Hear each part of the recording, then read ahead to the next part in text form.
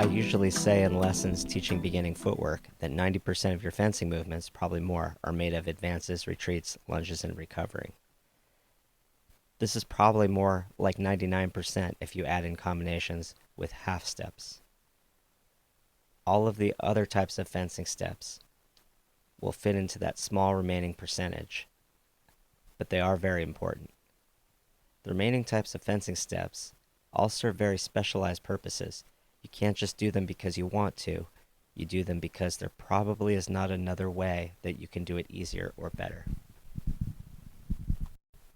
In this lesson, we're going to look at two types of specialized step, the cross step and the inverse step. Even though these steps may look different, I believe they're actually mechanically related. When you make an advance, you begin by moving your front foot and then finishing with your back foot. In both the inverse step and the cross step forward, you begin by moving your back foot and finish with the front. Even if their function is very different, I believe it's important to practice them at the same time. More commonly, we're going to also look at the half inverse step.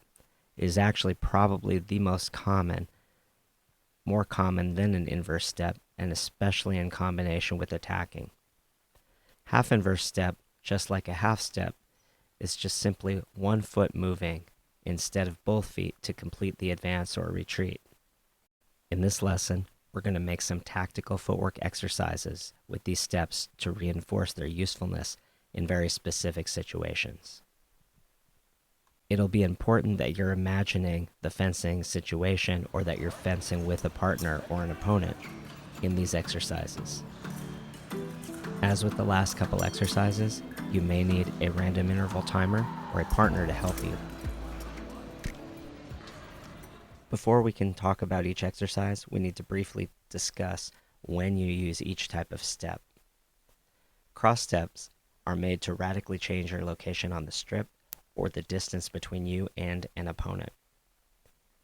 Either you're very far away and there's excessive distance you need to close, or you need to break away to a safe location on the strip. The first exercise will be practicing opening and closing distance with cross steps. Start from an on-guard position and begin with free movement. On a random cue from a partner or your timer, use cross steps, 2 or 3, to change your location, depending upon how much space you have to practice. Continue this exercise for a total of 2 minutes.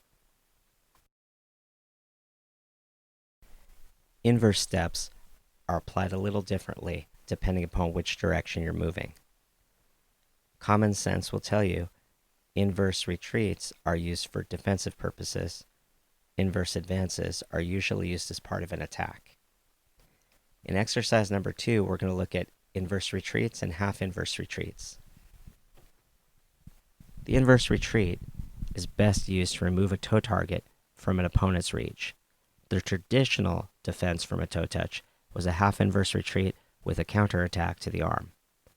A more modern and maybe better solution to prevent double touches would be to use a full inverse retreat. A second defensive option with a half inverse retreat is to make a distance parry by half inverse retreat, followed by an attack, usually a flesh.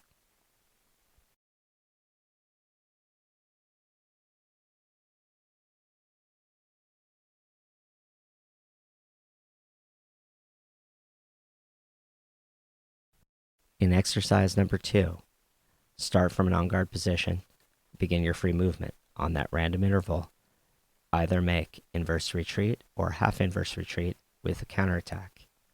You may alternate by making a half inverse retreat and an attack if you know how to execute a flesh well. It's critically important that you control your back foot movement on your attacks so that you can change directions or stop effectively. In the next exercise, we'll be using a half inverse advance on an attack made with an advanced lunge. A way people have disguised their ability to cover a little bit more ground was by using a half inverse advance in the middle of an advanced lunge. The attack goes a little farther than the advanced lunge would by itself. so it would surprise a person how far you can reach. You can't use this footwork exclusively or all the time, because then somebody will figure out that distance and they'll stay farther away from you. Your advanced lunges won't work, your lunges won't work, and the inverse advance isn't going to help you then. To do this exercise, you're going to begin with free movement and on cue with your partner or timer. Then you're going to execute an advanced lunge. Pay careful attention to your back foot. If you do not intend to do the half inverse advance, do not let your heels come together. After doing this a few times, randomly execute advance, half inverse, and lunge. Remember, the easy way to think about it is, during your advance, bring your back foot all the way forward so that your heels are touching, or almost touching, before you execute the lunge. This will allow you to lunge farther than just your normal advanced lunge. The last exercise is just to make a combination out of more than one of the exercises without pause. It's best to execute this exercise with a partner where they can cue you when to go, or to cue yourself randomly. I think this one would be difficult to do with a timer, but you'll have to see what works best for you.